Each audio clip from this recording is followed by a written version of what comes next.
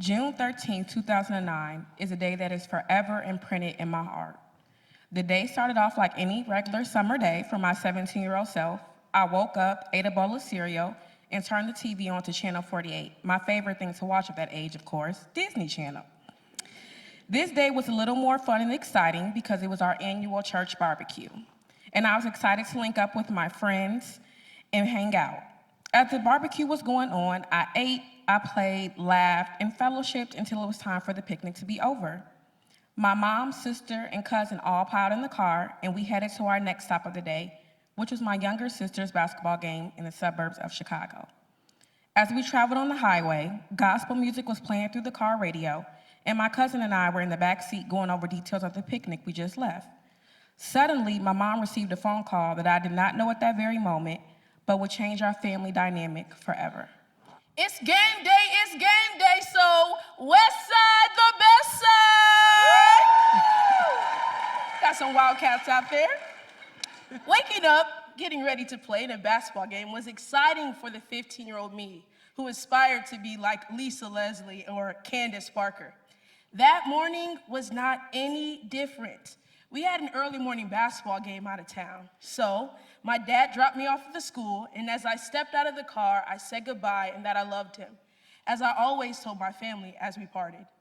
Me and my teammates got on this small white high school bus and headed to Naperville.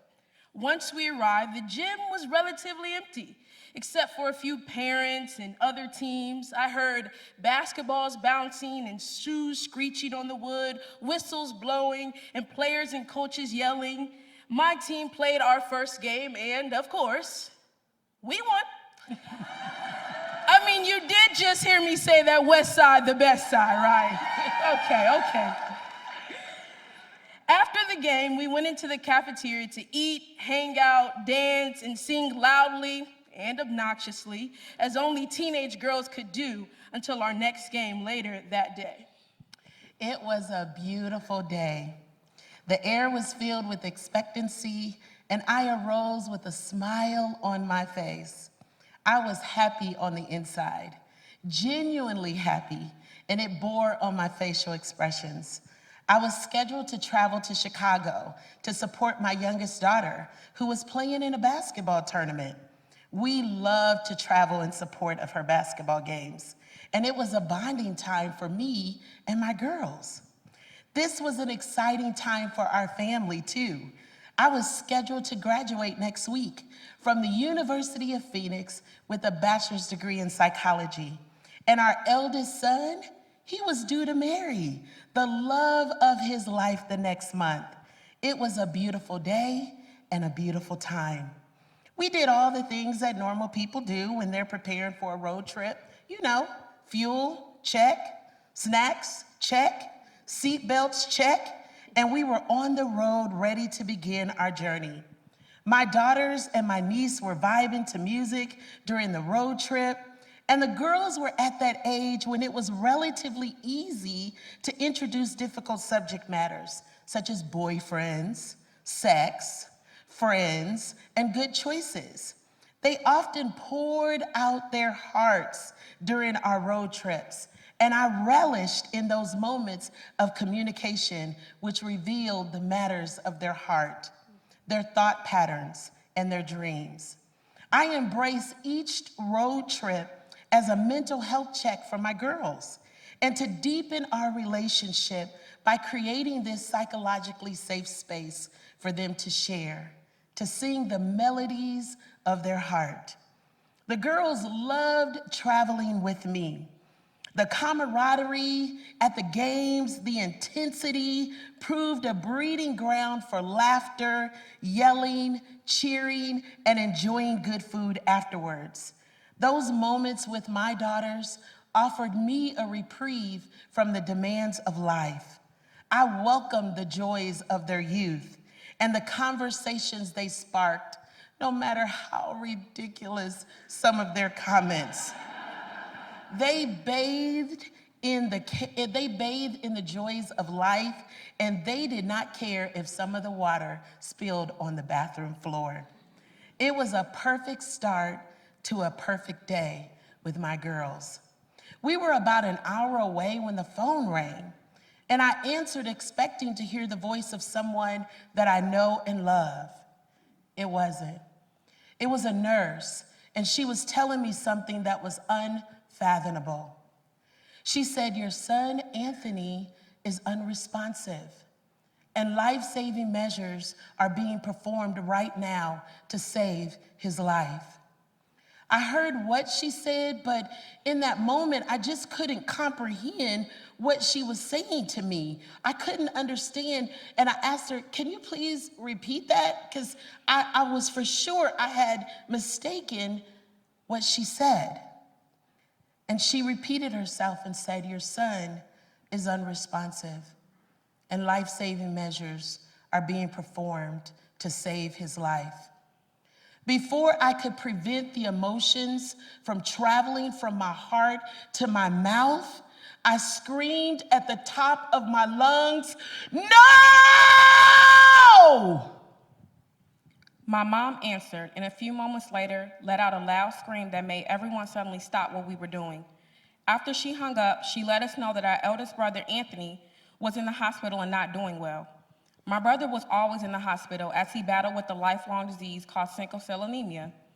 I thought in my head, it can't be that serious. This is normal. He's always there. He'll be okay.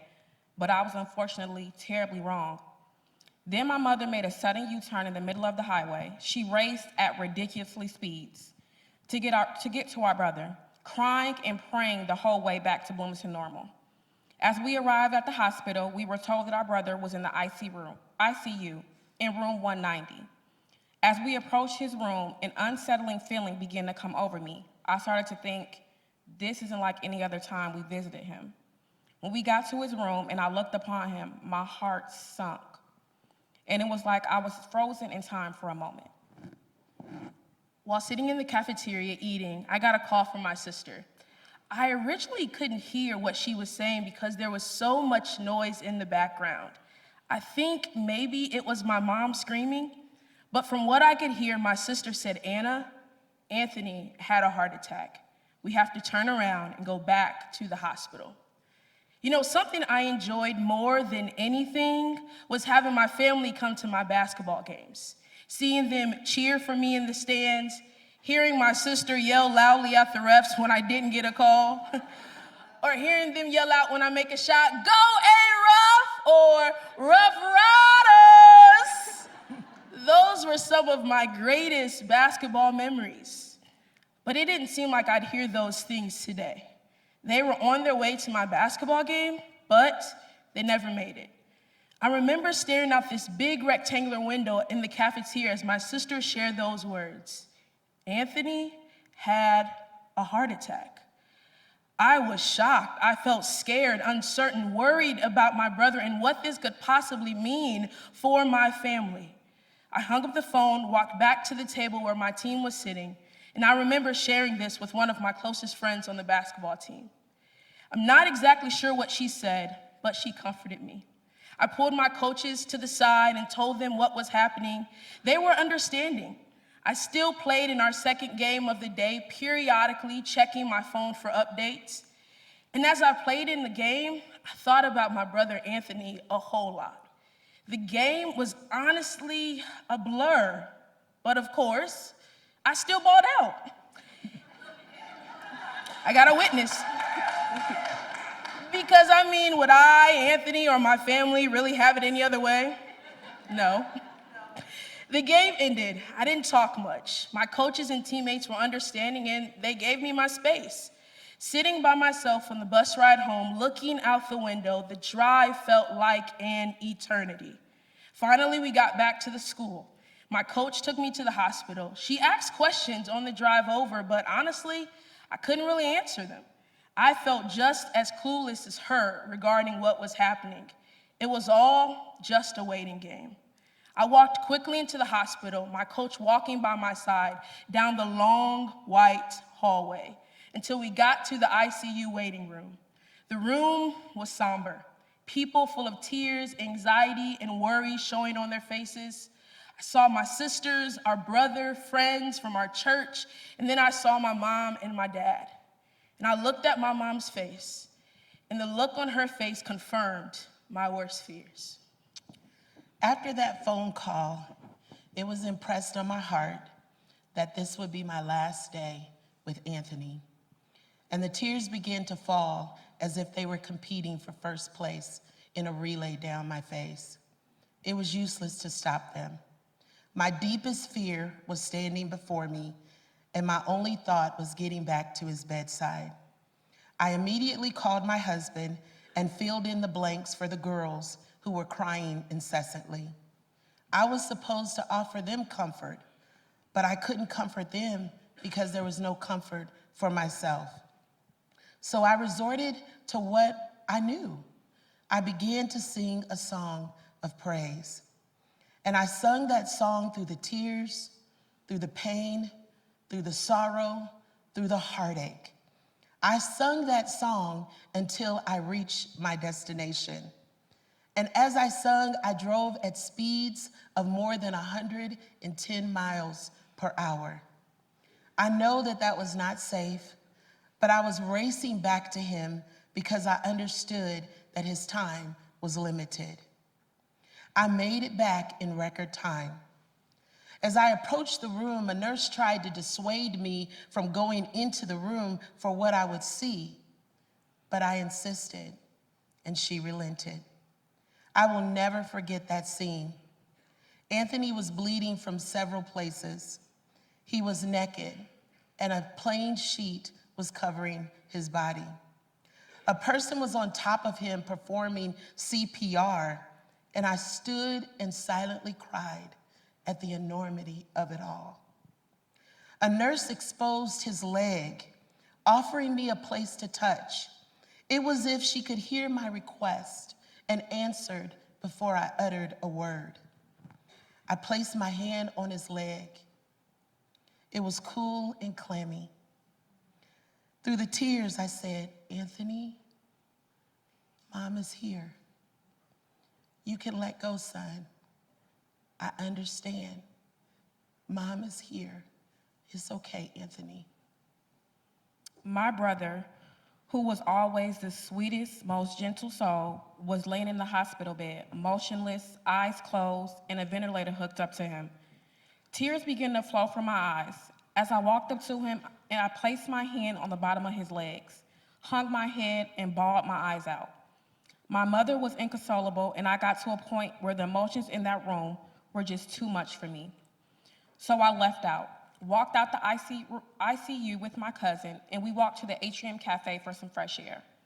As we walked, we picked ourselves out a Reese's and a Coke and walked around the main floor for the hospital a bit. About 10 minutes into our walk, we heard a voice come over the speaker in hospital say, "Code blue, room 190, code blue, room 190. After sitting for what seemed like forever, we heard, code blue, over the intercom. We rushed to the room where my brother's body laid. It was the last room on the left. His black, bare chest with wires coming from all parts of his body.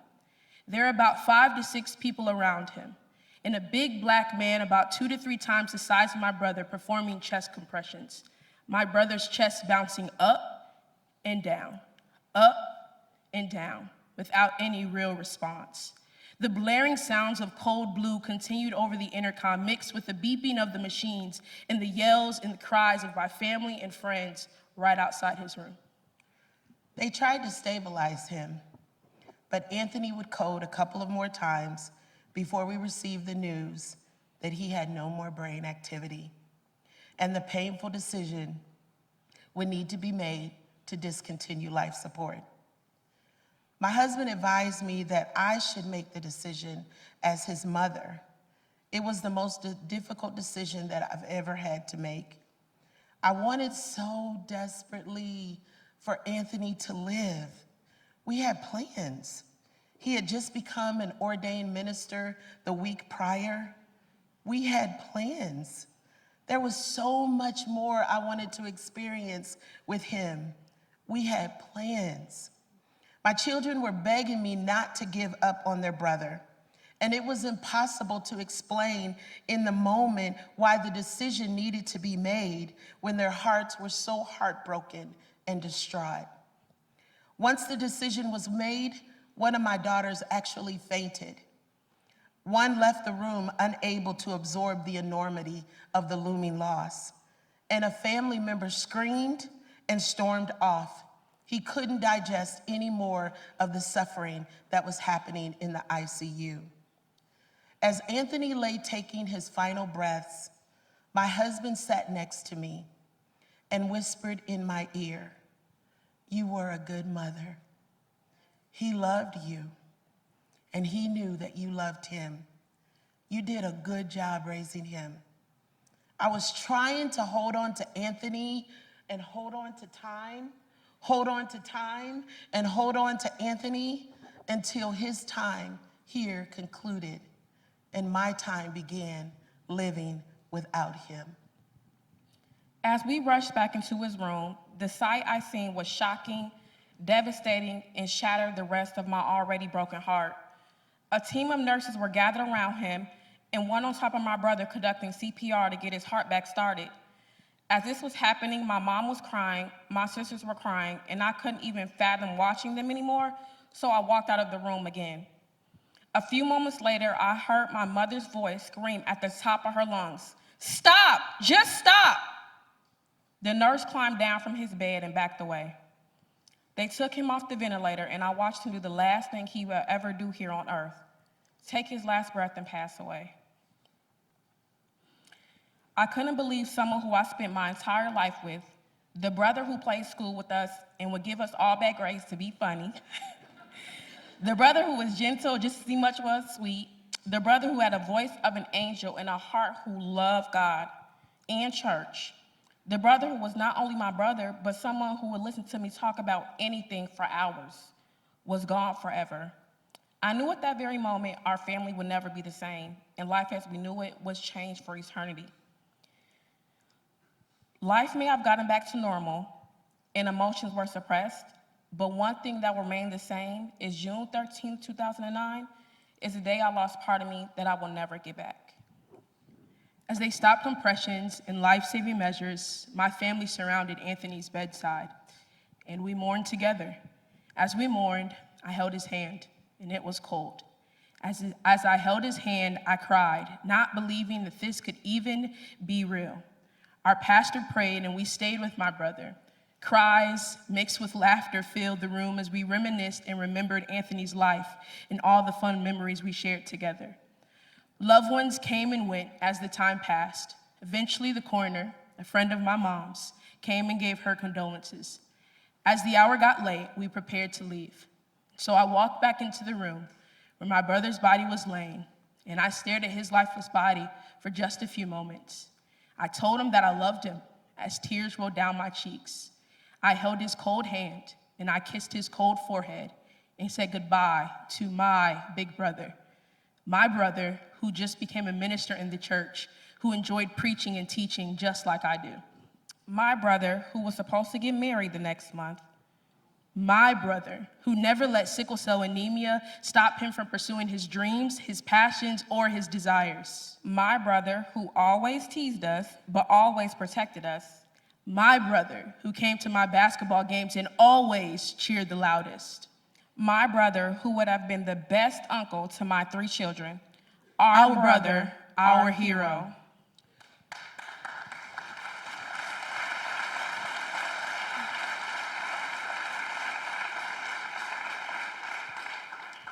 Someone asked a question a few days after Anthony died.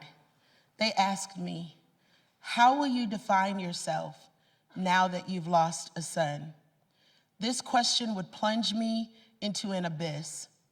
Every time I thought about being defined by the loss of Anthony, I would fall deeper into despair and darkness. I suffered miserably during that time, unable to stop the fall, delving deeper into depression and despondency, until I heard these words, "Pull yourself up on hope." I was not a mother that lost a son. I was a mother that loved a son that was no longer here.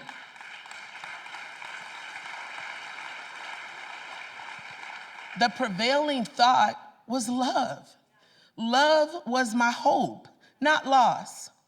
In my ascension, I addressed the 15-year-old girl inside of me, the 15-year-old who became pregnant and was ostracized and ridiculed for being a teenage mom, the 15-year-old girl who had to spend her pregnancy in a group home for unwed moms separated from her family and friends, the 15-year-old who learned how to advocate for her son, born with sickle cell anemia, learn medical terminology, and communicate with hospital staff on how to best and properly care for her son.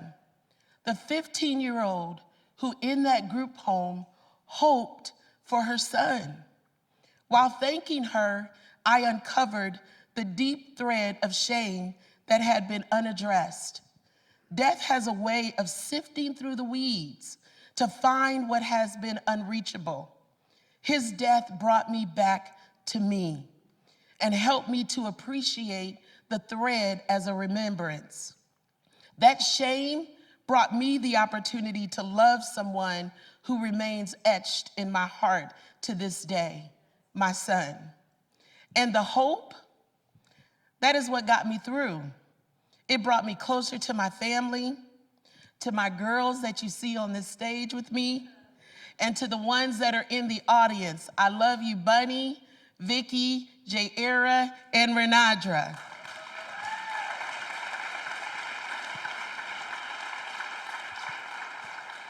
It allowed us to mourn and share the pain and lift each other up on hope. Those words that my husband spoke as Anthony lay dying, they were not just for me, but those precious words, those affirming words, were for the 15-year-old girl who needed to know that she was a good mother,